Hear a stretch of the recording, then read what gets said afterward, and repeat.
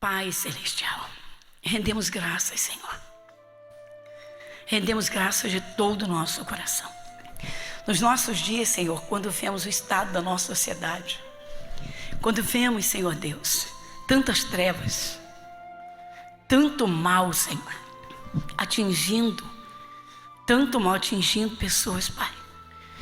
Quando o Senhor diz,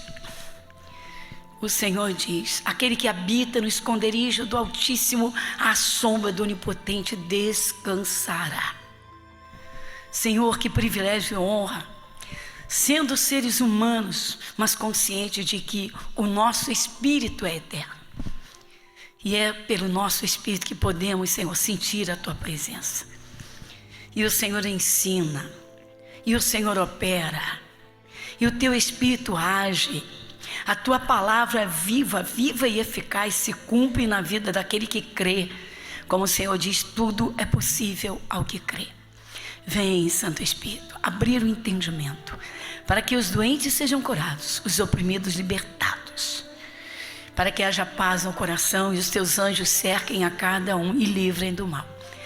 Mas sabemos que é pelo entendimento, pela fé. Senhor, fale conosco. Hoje, caminhando com o Senhor nesse entendimento, estudo sobre a fé. Fala ao coração e tenha liberdade para agir. Fala com o Senhor, Pai Celestial, opera na minha vida. Me dê entendimento, diga, e opere na minha vida, na minha família. Diga, Senhor, muito obrigado por tudo. Porque se eu estou aqui nesta terra e na Tua presença, é porque o Senhor tem me guardado, tem me sustentado. Diga, Senhor, tome a Tua direção na minha vida, na minha família, na minha casa. Diga, Jesus, muito obrigado. Amém. Amém? Muito bem. Então hoje, continuando, não posso nem dizer que é uma série, né, irmãos? Mas é um entendimento, um estudo sobre o poder da fé que opera. Porque a fé, olha só, vamos lá, rapidamente recapitulando. Todo mundo diz que tem fé, mas por que todo mundo tem fé e tantas coisas nunca se resolvem?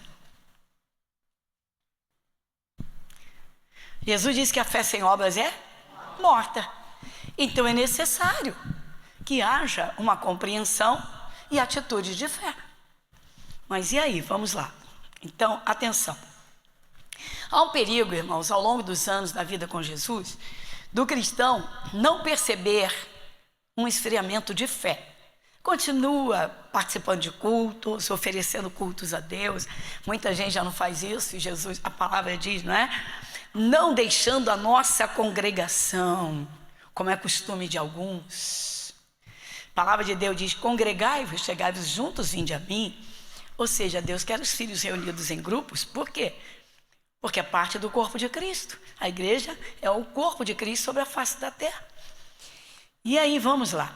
Então, há um perigo, sim, que permeia, se o cristão não vigiar, a necessidade de despertar e alimentar a fé cada dia. A nossa fé, ela precisa ser alimentada como uma fogueira. Se não jogar lenha, a fogueira vai baixando o fogo até acabar. Vira cinzas e não acontece mais nada. Então, gente, vamos atentar bem. Agora, um outro alerta que eu dou logo neste início desse estudo é que também acontece o fato de nos acostumarmos com alguns versículos e já não colocamos o coração para termos aquela fé que vai operar naquela palavra ou por aquela palavra. Há um perigo de haver assim uma inclinação religiosa ou um esfriamento e a palavra não se cumprir por falta da fé. Porque muita gente recita versículos, mas se a fé esfriar ou ficar morna, não há então uma ação espiritual, e sim simplesmente recitação de versículo. E esses dois que nós vamos iniciar hoje são dois muito conhecidos de todo cristão que entende um pouquinho de combate contra Satanás e seus demônios.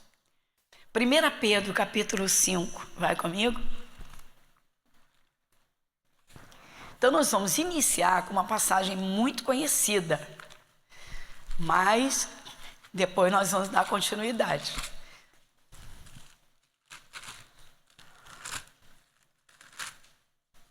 Primeira carta de Pedro. Lá no finalzinho da Bíblia, como quem caminha para o Apocalipse, você encontra então as duas epístolas de Pedro, bem próximas do Apocalipse, antes das epístolas de João. Na primeira carta de Pedro, no capítulo 5, então no versículo de número 8, diz assim: sede sóbrios, vigiai, porque o diabo, vosso adversário, anda em derredor, bramando como leão, buscando a quem possa tragar. Dá uma paradinha nesse versículo, depois a gente vai partir para o 9. Então, vamos atentar bem. Sede sóbrios, vigiai, porque o diabo, vosso adversário, anda em derredor, bramando como leão, rugindo. Só que a gente não escuta o seu rugido. Tá. Bramando como leão, não se escuta o seu bramido, buscando a quem possa, não é qualquer um. Claro que as cartas de Pedro foram escritas aos cristãos, que estavam dispersos por causa da perseguição, que ele começa falando, que ele escreve a carta aos dispersos, aos santos, então aos cristãos, que por conta da perseguição não estavam conseguindo se reunir. Mas vamos lá. Como está acontecendo em muitos países hoje. Sede sóbrios, vigiai. Por que Pedro começa esse versículo? Claro que é o Espírito Santo. Vocês creem que todas as escrituras sagradas são de inspiração e direção do Espírito Santo? Que usou as pessoas, homens, para ministrar a nós? Isso que é importante, você ter essa certeza de que o Espírito Santo é o autor das escrituras. Do contrário, não se daria a devida atenção. Ou, não é, deixaria algumas coisas em dúvida. Isso seria perigoso. Sede sóbrios, vigiai. Por que começa dizendo sede sóbrio? Porque muitos filhos de Deus, irmãos, vivem tão no natural. O cristão, antes de aceitar Jesus, era natural. Se nasceu de novo, passou a ser espiritual. Mas se não vigiar, para agir, viver de acordo com a palavra de Deus, tomar posicionamentos de acordo com o que o Espírito Santo ensina, vai cair na carne. Por exemplo, se alguém escutou que um colega de trabalho está com raiva, falou até em agredir. Se você pensar, vou pegar minha luva de boxe, aí Deus diz, calma, seja sóbrio. Por que seja sóbrio? Antes de qualquer atitude, reflita que por trás de tudo está o demônio, Satanás, porque aqui está dizendo, sede sóbrio e vigiai, não toma atitude precipitada, porque o diabo, vosso adversário, anda em derredor. Só que ninguém o vê, ele é espírito, bramando como leão, buscando a quem possa tragar. O marido esfriou no casamento, já está envolvido com uma outra pessoa, chega em casa e diz que vai largar a família, e ela entra em desespero, arranca os cabelos, começa a suplicar e chora, e enfim, ameaça, diz que vai acabar com a vida, não sei o quê. Seja sóbrio e vigia, o diabo está por trás disso. Então vamos para uma luta espiritual. Esse sede sóbrios não tome atitude precipitada. Não haja na carne, porque não vai dar certo, o resultado pode ser pior. Quantos vocês conhecem? Isaías, quando anunciou a vinda de Jesus, disse que o menino nasceria aqui na terra. Disse, um menino nos nasceu, como se já tivesse acontecido, tamanha certeza. Você cumpre que a palavra de Deus é infalível. Muito bem. E diz que esse menino seria o maravilhoso conselheiro. Quem conhece? Então, antes de tomar qualquer atitude, venha ouvir a palavra. Escute a palavra. Escute a palavra. Aí a palavra vai dizer assim para você, não lute contra carne e sangue, não luta contra seres humanos, não luta contra o seu colega de trabalho, não luta contra o seu marido, não luta contra aquela pessoa que entrou para destruir o casamento, luta contra o diabo que jogou os sentimentos, luta contra o diabo que criou a contenda. Você tem que atingir o inimigo certo.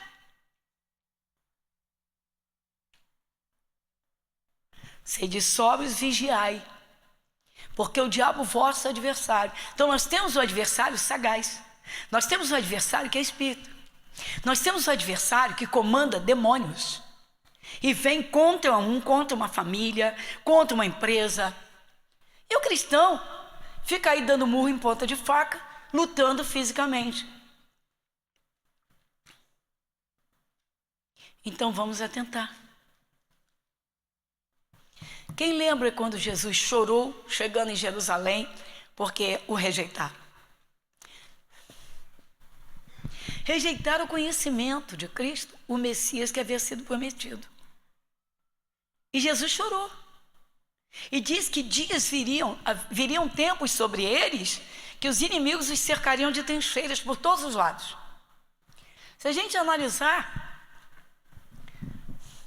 o Hamas está de um lado, o Líbano, que tem o Hezbollah, está do outro lado, o Irã, que odeia Israel, que não é nem fronteiriço, mas é contra e luta contra. Se você imaginar, cercado de todos os lados. A Síria. Todo mundo quer engolir Israel. E Jesus falou, só que não ouviram. A pior coisa que um cristão faz, irmão, cristão, é dizer que aceitou Jesus e não ser humilde de coração para ouvir as explicações da palavra. O pastor Jaime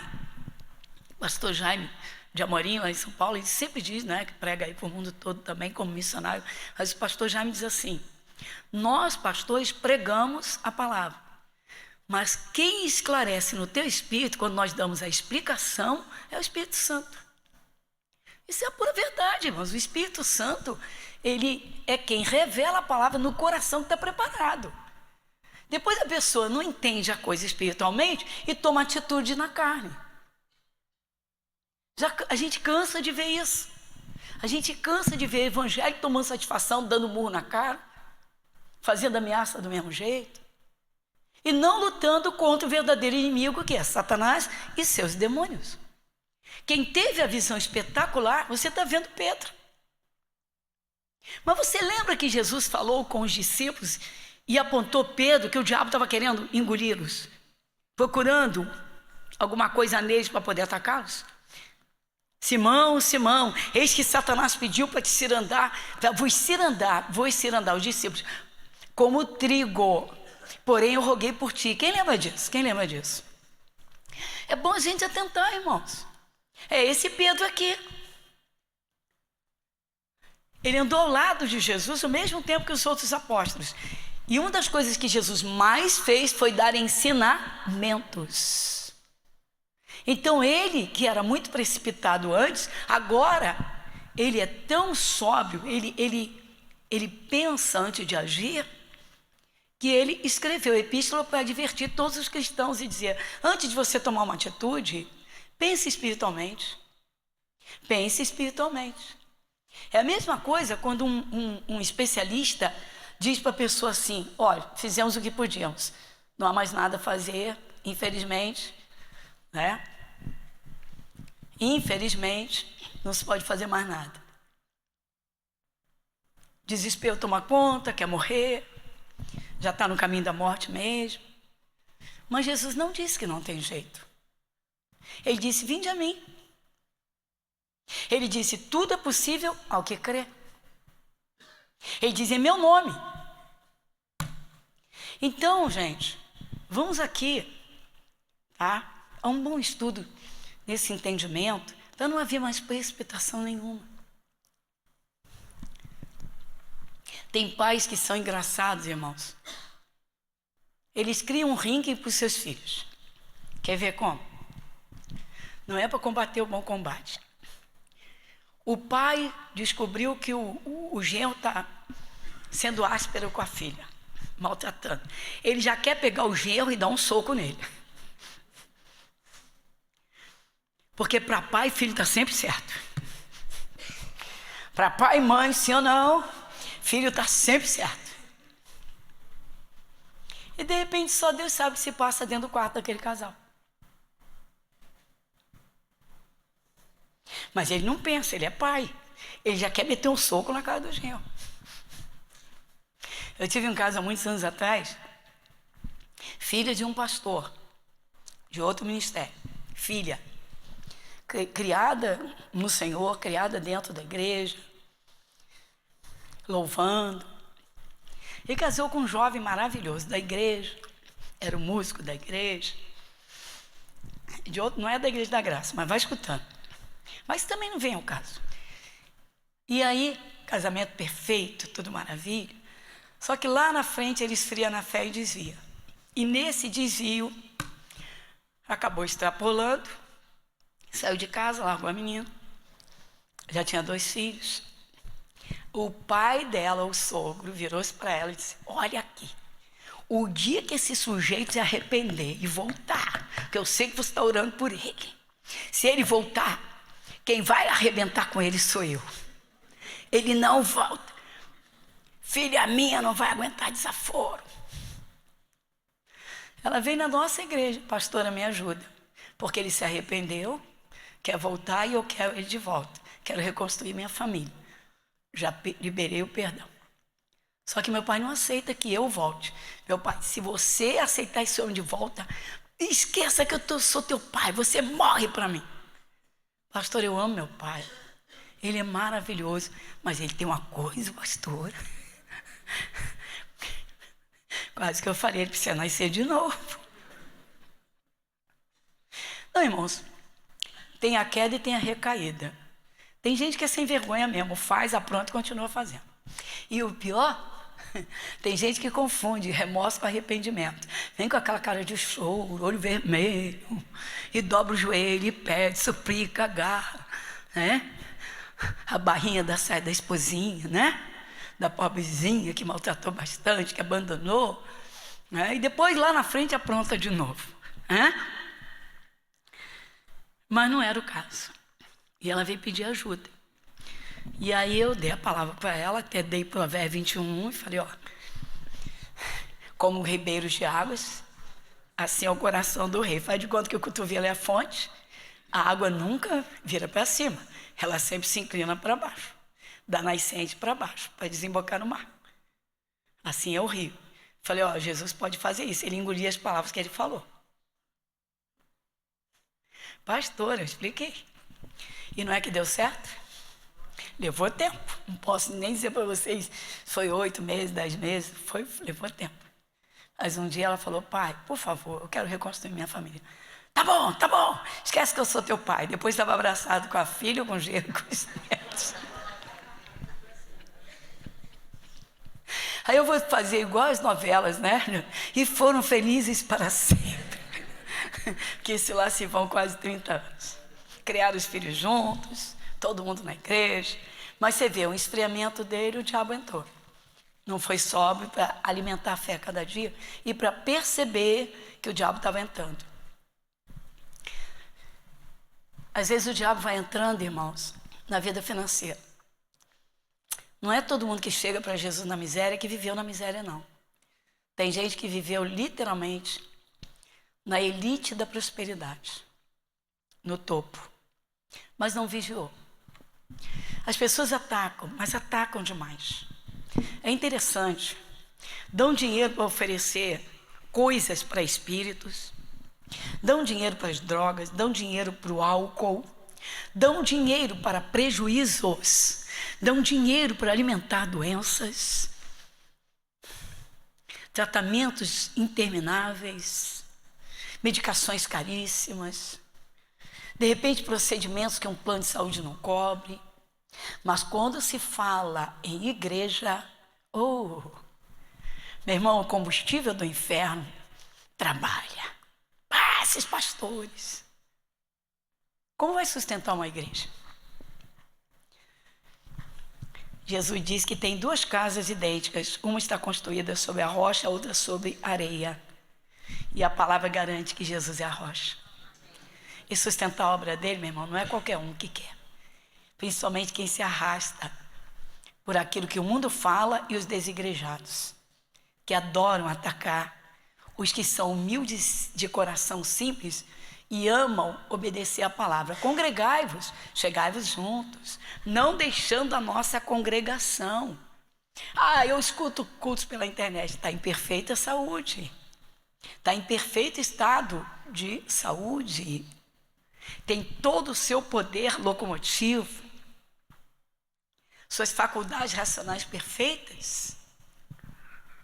Mas não se importa com a unção que desce nos cultos.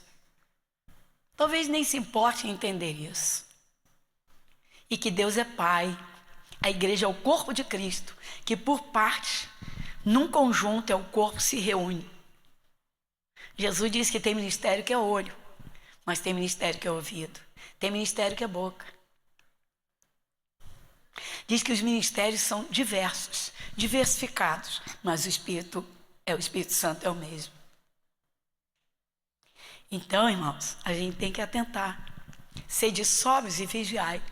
Satanás vai fazer de tudo para te tirar da presença de Jesus. Satanás vai fazer de tudo para dizer que você é fanático, se você ama cultuar a Deus, se você ama viver a palavra, se você ama Jesus, que você não vê hoje no corpo físico. Ele vai fazer de tudo. Ele vai fazer de tudo para tentar esfriar a chama da tua fé. Porque a chama da fé acesa é fogo em cima do demônio. A chama da fé acesa te faz orar fervorosamente. E a Bíblia diz que a oração dos justos é o seu contentamento, dá alegria e prazer a Deus. A Bíblia diz que Deus habita no meio dos louvores do seu povo. Sede sóbrios, vigiai, porque o diabo, vosso adversário, anda em derredor, bramando como leão, buscando a quem possa tragar. A quem possa. Mas que ele anda ao derredor de todo cristão, não tenha dúvida. Satanás odeia o cristianismo. Por que ele odeia tanto o cristianismo? Porque Jesus deu aos discípulos, e de geração em geração, o seu poder. Qualquer cristão, irmão, simples, que tenha essa fé simples, que tenha Jesus de verdade, arrebenta com qualquer demônio. Não tem medo de macumba, não tem medo de inveja, não tem medo de olho grande, não tem medo dos perigos, porque habita no esconderijo do Altíssimo. Porque tem uma fé firme. Porque sabe que o que está escrito se cumpre. Jesus disse: eis que estou convosco todos os dias, até a consumação dos séculos. Então o nosso adversário é Satanás e seus demônios. Agora vai para o versículo 9. Ao qual resisti firmes na fé, sabendo que as mesmas aflições se cumprem entre os vossos irmãos no mundo. O Espírito Santo está dizendo aqui através de Pedro, irmãos, que todo cristão pelo mundo inteiro sofre tentações, que o diabo vai tentar tirar da presença de Jesus, vai tentar enfraquecer a fé, vai tentar no casamento, vai tentar na vida financeira, vai tentar no corpo, na saúde, ele vai tentar. Mas Jesus diz, ao qual resistir firmes na fé. Não basta resistir na fé, é preciso ser firmes. O que é necessário? Alimentar a fé cada dia. Nunca enfraquecer na fé, não deixar. A fé vem pelo ouvir, então eu preciso estar ouvindo. Aí eu tenho a minha casa espiritual. Aí eu escuto a explicação da palavra de Deus. Aí eu acendo a chama da fé e mantenho essa chama acesa. Aí eu vou me alegrar na palavra. Aí eu vou usar o poder da palavra, como Jesus fez quando o diabo foi tentá-lo no deserto. E Jesus dizia, está escrito. E citava o que estava escrito para aquele momento. Tem cristão, irmãos. Por exemplo, uma mãe chegou para mim e disse, pastor, a professora disse que meu filho nunca vai aprender a matéria. Já é o 3º ano que ele repete a série. E a professora disse que ele nunca vai aprender. Eu falei, por que a senhora acreditou nas palavras da professora? Respeite essa professora por ser professora e por ser um ser humano. Mas não creia nas palavras dela. A Bíblia diz, a palavra de Deus diz, que nós não decidimos segundo aquilo que nós escutamos. Aí levei essa mãe lá, essa aqui é a nossa base, amém? Aí levei lá em Isaías 11. Eu levei essa mãe e falei, você é de Jesus, filha? Ela disse sim. Eu falei, então olha o que o Espírito Santo diz para você. Isaías 11, olha só. Isaías 11, versículo 3. Versículo 3. E deleitar-se-á, ou seja, terá prazer, no temor do Senhor, e não julgará segundo a vista dos seus olhos, nem repreenderá segundo o quê? O que ela ouviu. Eu falei, calma, não toma atitude precipitada. Aí entra o sede, sóbrios. Vai comigo? Sede. Essa mãe não teria que considerar entre as palavras da professora e as palavras de Deus, dizer assim, bom, o quadro que ele apresenta para o ser humano, para a professora é esse. Mas a palavra não diz isso. A palavra não diz isso. E deleitar-se-á no temor do Senhor. Olha, uma mãe que seja de Jesus, um pai que respeite a palavra de Deus, Deus vai dar atenção total. O que você pedir, Ele vai fazer. Aí eu expliquei essa palavra para ela. Deleitar-se-á no temor do Senhor. Não julgará segundo a vista dos seus olhos, nem repreenderá segundo o ouvido dos seus ouvidos. Falei, não tome decisões pelo que você ouviu da professora. Falei, eu vou te orientar como você vai orar. Você vai apresentar as suas mãos, você é mãe. E lá, aí levei também, lá em Deuteronômio, quando Deus diz, bendito é o fruto do teu ventre. Aí falei, você vai abençoar seu filho e assumir que a memória dele, a mente dele é perfeita, que foi Deus quem fez e que ele vai aprender. Vai escutando. Irmãos, ela foi como criança e aprendeu, fez direitinho. Alimentou uma fé, fazia imposição de mãos, meu filho, você é inteligente. Foi Deus quem te fez. E foi. Irmãos, no segundo semestre, o menino aprendeu as matérias dos 2 anos anteriores. A professora chamou e falou assim, o que houve com esse menino? Ela disse, o quê? Ela disse assim, ele está excelente, ele está ultrapassando a turma. Ela disse, eu vou ter que passar ele, está tranquilo. Só que ele não passou para a terceira, ele foi para a 4ª série direto. Ela quis fazer um teste com ele. E ele acompanhou. Por quê? Porque antes do pecado de Adão, irmãos, o Senhor Deus passou pelo o controle de qualidade, depois de ter feito o homem e a mulher, e os abençoou. Aí diz a Bíblia, Deus falou assim, é muito bom. Aí o Moisés escreveu os 5 primeiros livros da Bíblia, e tudo quanto Deus havia feito era muito bom. Aí eu falei, tá vendo? O pecado de Adão tirou a qualidade, mas Jesus trouxe de volta. Então você pode assumir isso. Ela creu. Como foi que Deus operou no filho dela? Pela fé dela. Mas a fé sem obras, ela não precisou crescer na fé. Ela não precisou fazer imposição de mãos. As únicas coisas que ela fez foi colocar as mãos na cabecinha do filho. E declarava, é fruto do meu ventre, é bênção. Quer dizer, Deus viu a fé e abriu o entendimento do menino. E o demônio fugiu, né, irmãos? Então agora vamos dar continuidade. Povo de Deus, vocês viram aqui as palavras temor a Deus? E quando o cristão, ele põe a sua vontade acima do plano de Deus, da palavra de Deus. Eu sei que Deus diz isso, mas eu não quero. Deus falava com Israel que não adorasse nem servisse a outros deuses. Eles chegaram a usar o dinheiro santo deles para fazer oferendas para outros deuses. Eles chegaram a adorar outros deuses. E aí, então vai comigo em Juízes capítulo 6.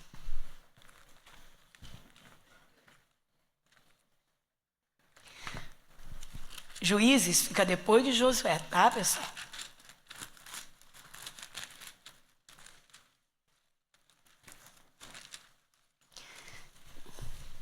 Encerra o livro de Josué, inicia-se Juízes. Nesse período, Deus não quis levantar um líder sobre Israel. Aí, Juízes capítulo 6, versículo, o título. Servidão sobre os midianitas. Porém, os filhos de Israel fizeram o que parecia mal aos olhos do Senhor. E o Senhor os deu na mão dos midianitas por 7 anos. E prevalecendo a mão dos midianitas sobre Israel, fizeram os filhos de Israel para si, por causa dos midianitas, as covas que estão nos montes, e as cavernas e as fortificações. Dá uma paradinha. O povo de Israel, a menina dos olhos de Deus, numa montanha em cavernas. Caramba, irmãos, caverna nas montanhas é lugar, sabe o que? De todo tipo de bicho, morcego. As cavernas das montanhas tem muitos morcegos, tem cobras, serpentes, nas cavidades da terra, das montanhas, e outros bichos, outros animais. Mas morcego, como o morcego gosta de caverna? Porque é um lugar escuro. E eles fizeram para eles, por causa dos midianitas. Irmãos, eles esqueceram que eles passaram por meio de povos bárbaros quando vinham do Egito, pelo deserto, povos bárbaros, e Deus dava os livramentos a eles, dirigindo-os. Nunca deixou que tocassem neles. Eles esqueceram isso tudo. E aí, você observa, porque diz aqui, minha canetinha caiu, mas eles disseram, olha o que diz aqui, porque eles fizeram o que parecia o quê? Mal aos olhos do Senhor.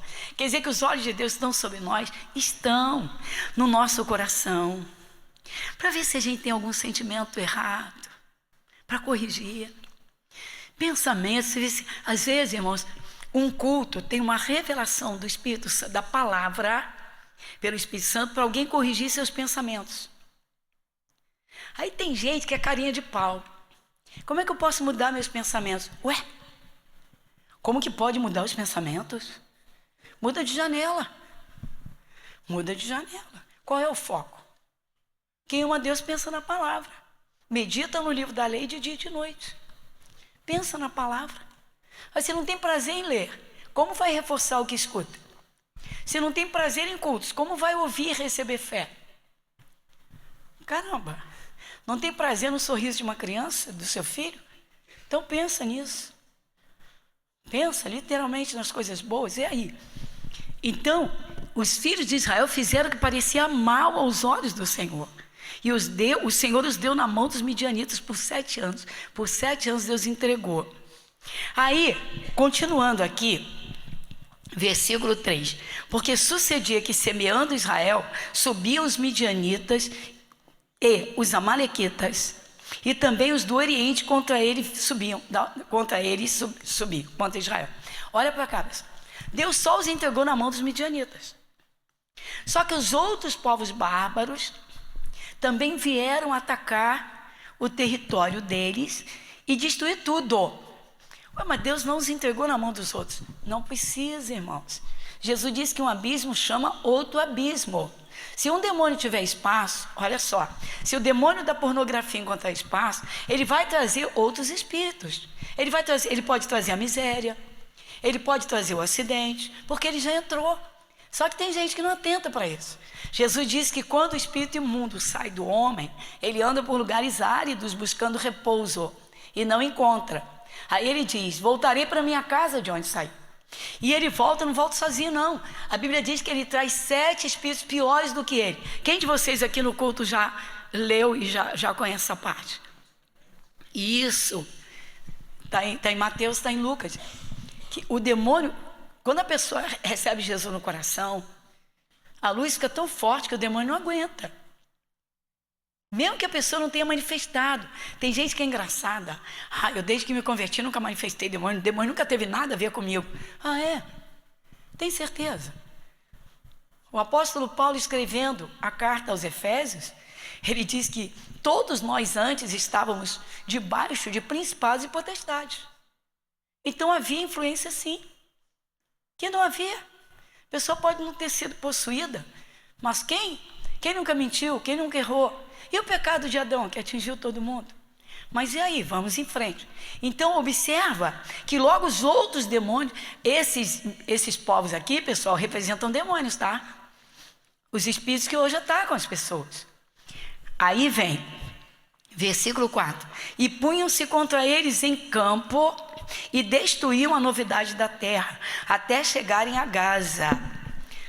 E não deixavam mantimento em Israel. Não deixavam mantimento, povo de Deus. Nem ovelhas, nem bois, nem jumentos.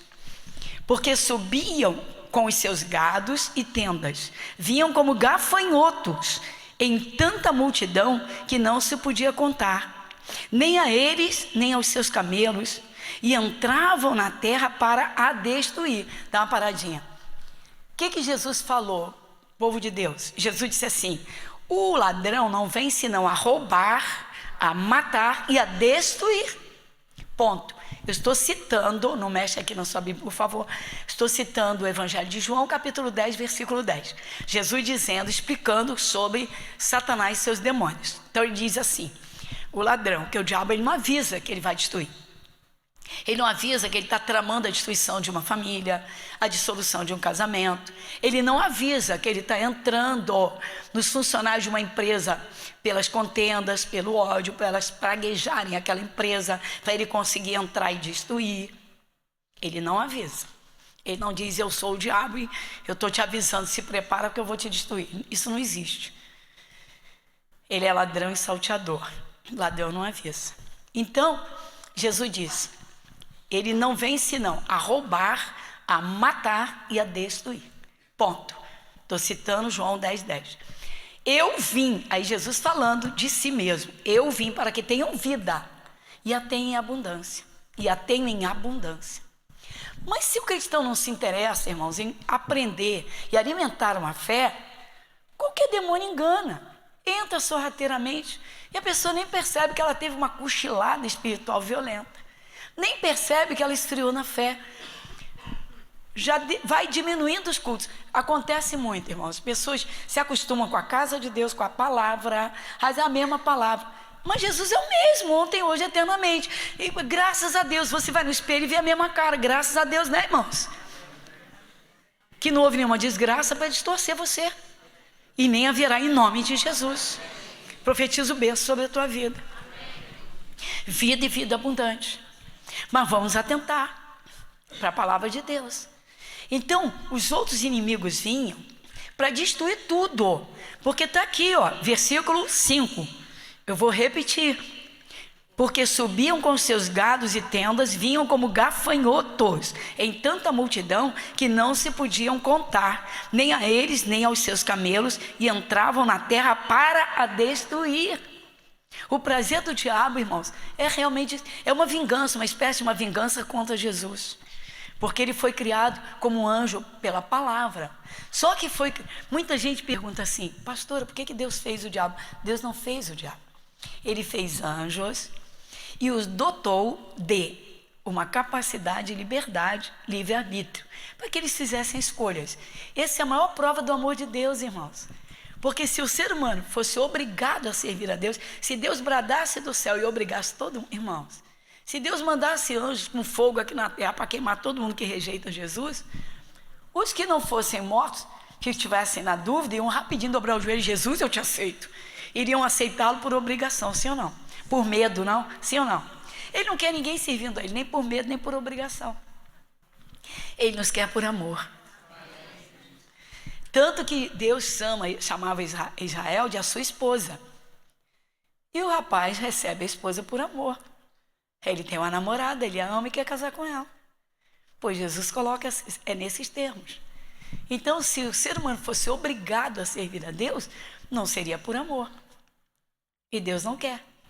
Você já leu em Deuteronômio? Já leu em Mateus? Já leu em Lucas? Amarás o Senhor teu Deus de todo o teu coração. Quem já leu? Deus está dizendo: ame a Deus, o Senhor é bom, o Senhor é bom. Só que eles não queriam obedecer a palavra. Eles não queriam seguir a lei de Deus. E aí? Então eles entraram para destruir. 6. Assim Israel empobreceu muito pela presença dos midianitas. Dá uma paradinha. Espíritos de miséria. Quando os espíritos de miséria entram, prejuízos, portas fechadas, a bênção não vem. Só que eles fizeram o que parecia mal, o que era mal aos olhos do Senhor. Eles tinham que fazer um concerto com Deus, gente. Como eu disse, tem gente que dá dinheiro no cigarro a vida toda, arrebenta com a saúde. Tem gente que dá dinheiro no álcool, tem gente que tem prejuízo da vontade. Encontra Jesus, ficou liberto, não fuma mais, não bebe mais, acabaram os prejuízos, as coisas começaram a clarear. Mas chega na hora de entregar um dízimo, uma oferta, fica com raiva? Ou aceita essa turma que fica caindo de pau em cima? É assim que se trata as coisas de Deus? Ah, não precisa de igreja. Ah, não, então não precisa congregar. Então o Espírito Santo se enganou, não deixando a nossa congregação. Eu estou citando Hebreus, não deixando a nossa congregação. Agora, congregai-vos, chegai-vos juntos. Estou citando a palavra. Quer dizer, as pessoas querem saber mais do que Deus? Deus quer seus filhos juntos, irmãos, reunidos. Se eu tenho 5 deuses como você nas mãos, graças a Deus por isso. Não tem um que seja igual ao outro, mas estão aqui juntos na mão. Quando você pega um balde com um dedinho, meu irmão, você arrisca o seu dedinho. Quando você pega com a mão cheia, é diferente. Pois a palavra diz, aquele que anda sozinho esfria na fé. Diz que quando os inimigos vêm, se 2 resistirem juntos, vai ser melhor. Então a coisa é séria. A igreja é reunida lutando pela família, a igreja em oração.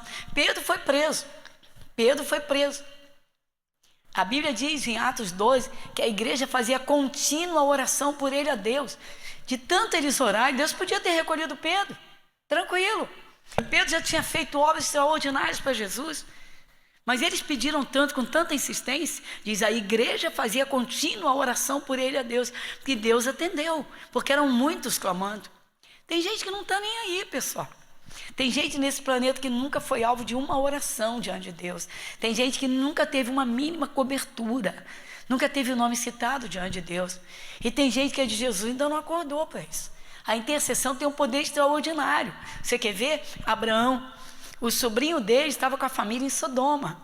Quando Deus avisou a ele que ia destruir Sodoma, ele se colocou em oração por Sodoma, por causa do sobrinho que estava lá. E Deus mandou anjos lá. Eles fizeram as escolhas dele, mas tirou o Ló de lá. Tirou ou não tirou? Pois é, pessoal. Tem gente que não se importa. Seu parente está lá no mundão, seu parente está se acabando, seu parente está fazendo um monte de besteira. Pois é. Intercessão. Já corrigiu, já falou, não deu atenção. Então está aqui. Aqui foi a maldição da miséria total. E aí? Versículo 7. E sucedeu que, clamando os filhos de Israel ao Senhor, por causa dos midianitas, enviou o Senhor um profeta aos filhos de Israel, que lhes disse: assim diz o Senhor, Deus de Israel. Dá uma paradinha. Eles não teriam que ouvir? Deus não enviou um profeta? Você sabe qual é a verdadeira profecia hoje? Quem sabe? Diga a palavra de Deus. Pois então, irmãos, nós ministramos a palavra para que a palavra se cumpra na vida de quem ouve e quem crê. E aí, versículo 8, 9. E vos livrei, olha só. Eu vou voltar aqui no 8 que eu não concluí. Enviou o Senhor um profeta aos filhos de Israel, que lhes disse: assim diz o Senhor Deus de Israel: do Egito vos fiz subir, e vos tirei da casa da servidão, e vos livrei da mão dos egípcios, e da mão de todos quantos vos oprimiam, e os expeli de diante de vós, e a vós dei a sua terra.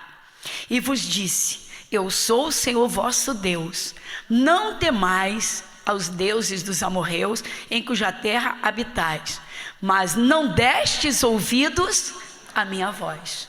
Vocês estão vendo? Eles não davam atenção à palavra de Deus, irmãos. Eles não davam. Hoje nós estamos atentando para o alerta que Pedro dá na sua carta. Então vamos voltar lá, 1 Pedro capítulo 5, versículo 8 e 9. Aqui está um grande alerta do Espírito Santo. Vamos lá. Sede sóbrios, vigiai, porque o diabo, vosso adversário, anda em derredor, bramando como leão, buscando a quem possa tragar. Olha, gente, quando alguém ataca dízimos, ofertas dos cristãos fiéis, vai depender da postura de cada um. Mas de que você deveria lembrar? Quanta gente nesse planeta, no próprio Brasil, nunca foi dizimista, nunca foi ofertante. Teve empresa famosíssima. Quantas empresas famosíssimas existiram e hoje não tem nem lembrança delas? Vamos lá. Vamos aqui aguçar a memória. Sim ou não? Quantos cartéis, quantas empresas multinacionais hoje não existem mais? Aí você está vendo? Aí vão dizer, não, foi o dízimo que deram. Ué, mas nunca deram. As pessoas atacam demais, irmãos. Tudo que é de Jesus, o diabo odeia.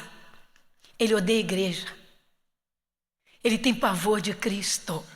Ele odeia o casamento. Ele odeia a família. Ele odeia a prosperidade do povo de Deus. Você viu lá em Juízes 6 que eles foram à miséria total. Perderam tudo, perderam a terra, perderam as colheitas, perderam as casas, perderam tudo. Eles foram morar em buracos nas montanhas, em buracos, em cavernas, como se fossem morcegos. Olha que coisa triste. Olha que coisa triste. Quanta gente hoje pelo mundo, pessoal, está estendendo a mão com pires na mão, pedindo misericórdia dos outros, e não atenta, pessoal. E gente que já teve tudo na vida.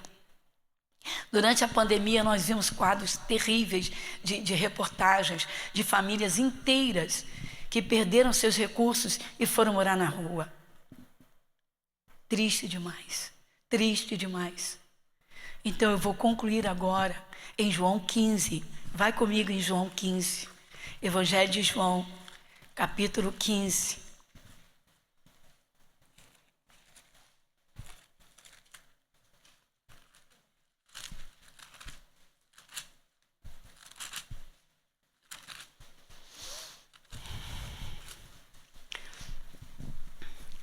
Vai comigo.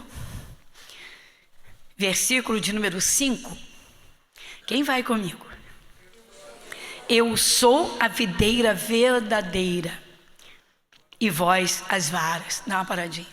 Jesus é a videira o quê? Ele não está dizendo que ele é uma videira. Ele está dizendo que ele é a videira verdadeira. Mas quem é que nos fala a palavra? Diga, a videira é a palavra. Diga, a videira é Jesus.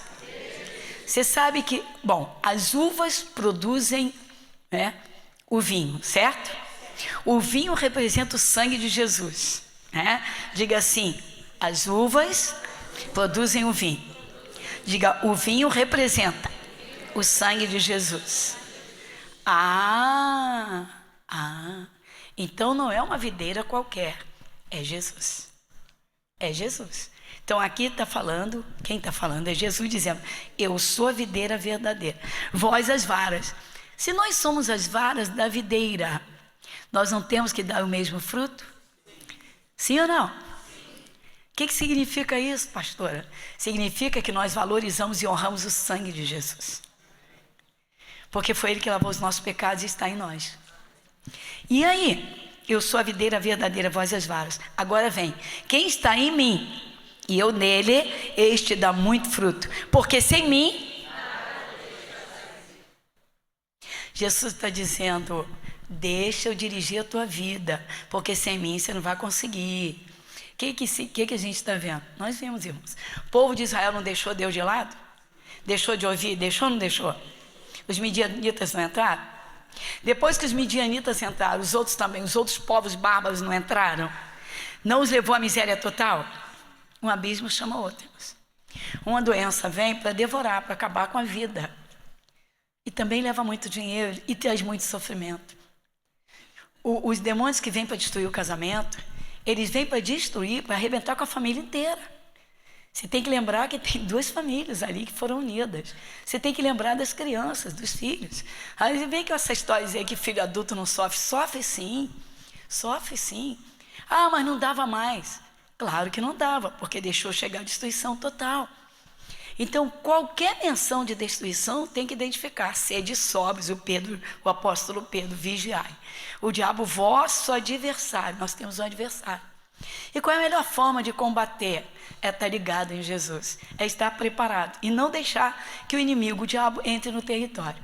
E você pode, porque você representa Jesus. Diga graças a Deus. Obrigado, Jesus.